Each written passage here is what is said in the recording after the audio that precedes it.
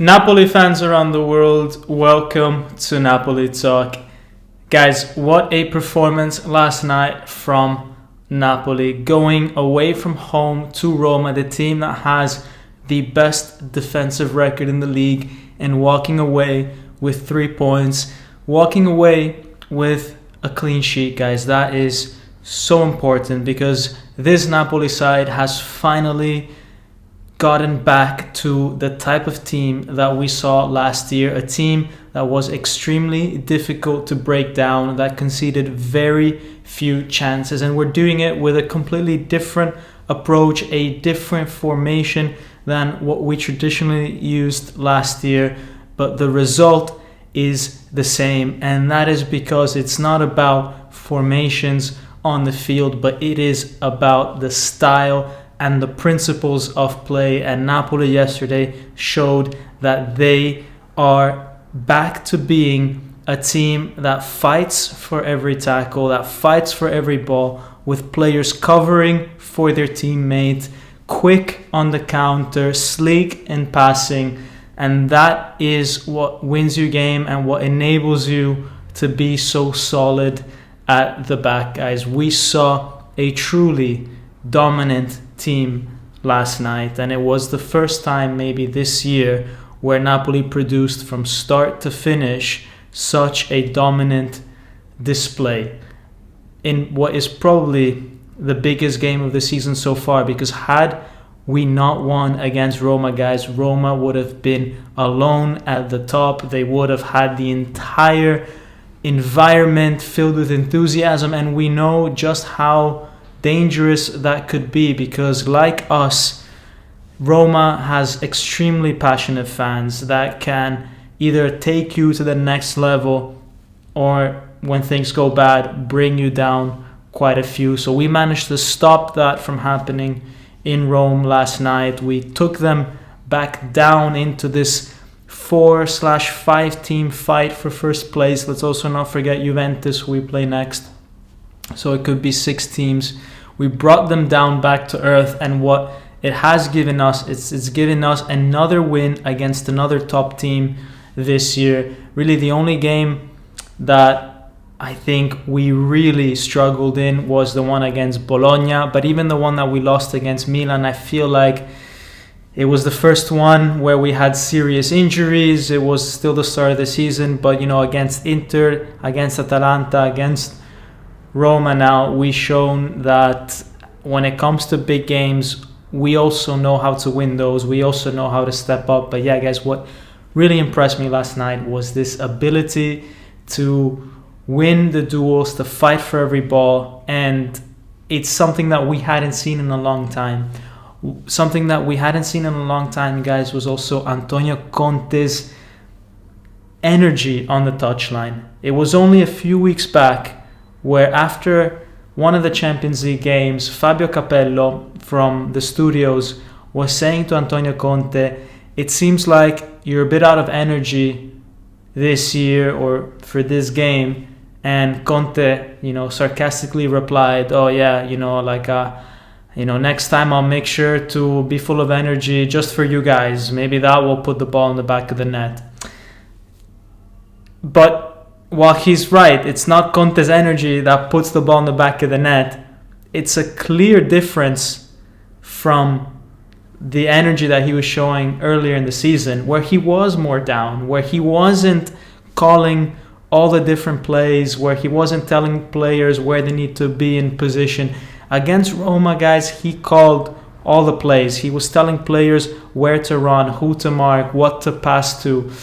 He was calling all his shots, and he was full of energy. And I think, whilst that doesn't put the ball in the back of the net, I think it does give the team that extra 2-3%, knowing that they've got their manager fully behind them. And guys, this team has completely turned the page compared to where we were 3 weeks ago, where we were talking about crisis mode. We've found solidity in defense. I think that back three of Beukema, Rachmani and Buongiorno is really, really solid. I think teams will have a hard time breaking that down, and I think those three together, the more they play, the more they will gel, the more it will be even more difficult for teams. But look, we went against two very tough opponents in Atalanta and Roma.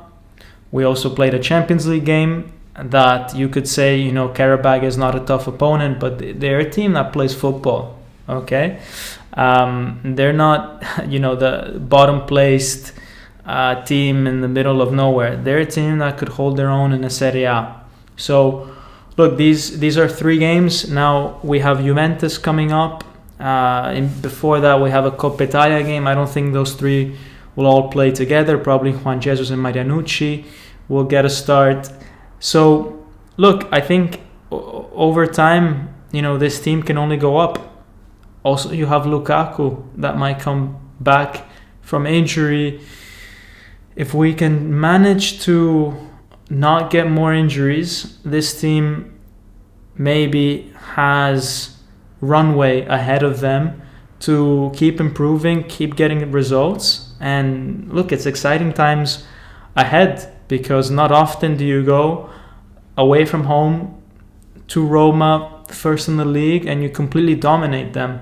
They did not have a single shot on target until the 90th minute, where Milinkovic-Savic had to make a save. And that also is a real positive to see that he was able to make that save, because a lot of people say about goalkeepers that move from smaller clubs, like, yeah, it's easy to look impressive when you have 20 shots against you. When you play, in a small team, sometimes you concede so many shots. It's easy to make 1 or 2 of those look great and put that on your Instagram reels. But when you play for a big team, sometimes you only receive 1 shot against you in the entire match, and you have to make sure that one you save. You have to be on top of it. And I think that's so tough for some goalkeepers to go from mid-table teams to big teams and have nothing to do for 90 minutes and then still be so sharp and warmed up on the 90th to actually make the save, to get down onto the floor. And he did that brilliantly. But I think he also was able to participate a lot today with the way that we constructed. It wasn't just long balls all the time to Hojlund. There was real thought process behind his passes, a calmness about him that maybe I didn't see against Atalanta in the game before, where it just felt like it was continuously going to Hojlund. This time there was a lot more diversified. And look, the attackers, Hojlund to Neres for the goal once again.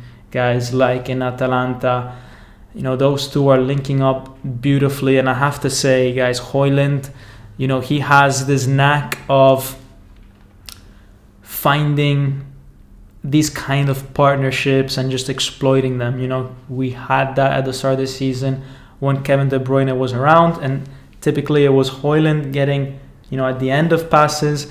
Now he's doing this with Neres in the opposite role, where he's feeding Neres, and it's just because he is a very smart player. He knows what type of runs he needs to do when someone plays him a pass, and he knows what type of passes he needs to do when he needs to play someone in. And I still think that he's got room for improvement, because a bit later in the game he messed up a simple layup to McTominay that I think it could have made the game 2-0 had he dosed the pass the right way.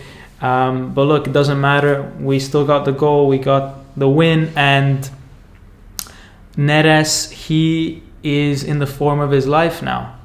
He's playing well. He should have maybe had a goal in the Champions League as well with that overhead kick against Karabakh. So look, he's full of confidence.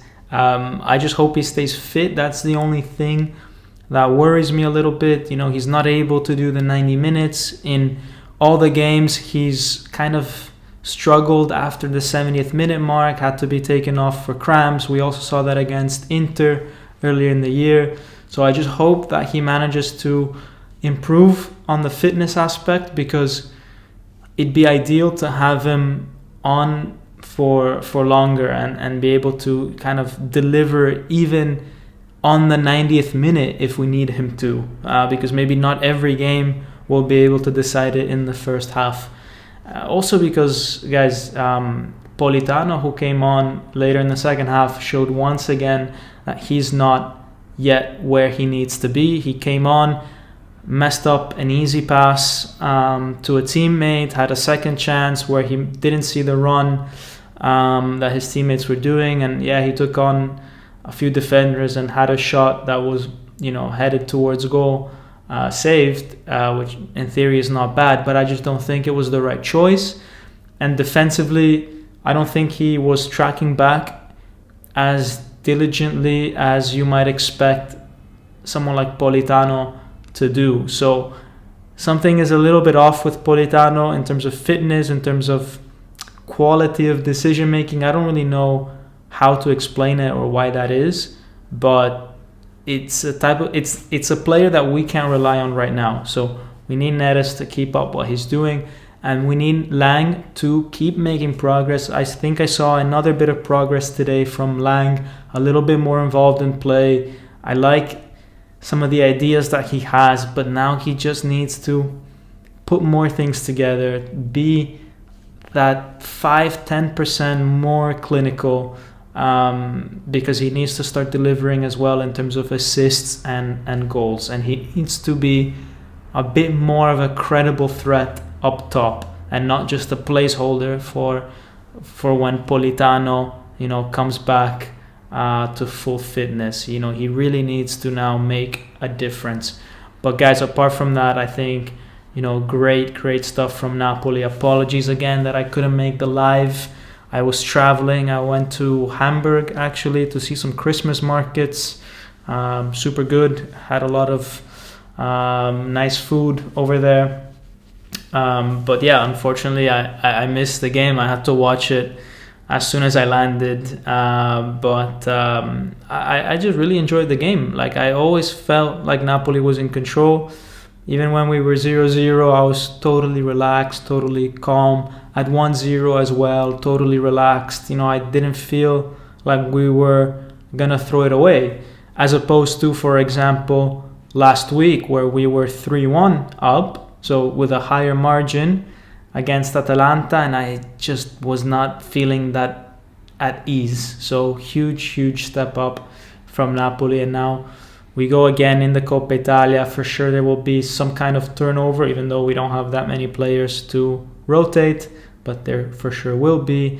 Luca, Marianucci, all these guys will get a chance to play. And then the big one, guys, against Juventus. It's always going to be the biggest game of the season. No matter where Juventus are in the league, there's going to be the return of Spalletti in the Maradona Stadium. I'm going to be there. It's going to be crazy. I'm going to try to make a video outside of the stadium if I can. If there's coverage, I'll try to go live. Otherwise, we'll have to do it in the morning. So we'll just play it by ear. We'll see how internet coverage is outside the stadium. It's not always the best when you have 60,000-70,000 people all trying to make phone calls after the game in the same cell area. But anyways, guys, good result. Napoli is back in the title race. They've made a statement, and I couldn't be happier. And with that, guys, hope you enjoyed the video. Smash that like button and subscribe if you're not yet subscribed. And as always, Forza Napoli sempre. Ciao.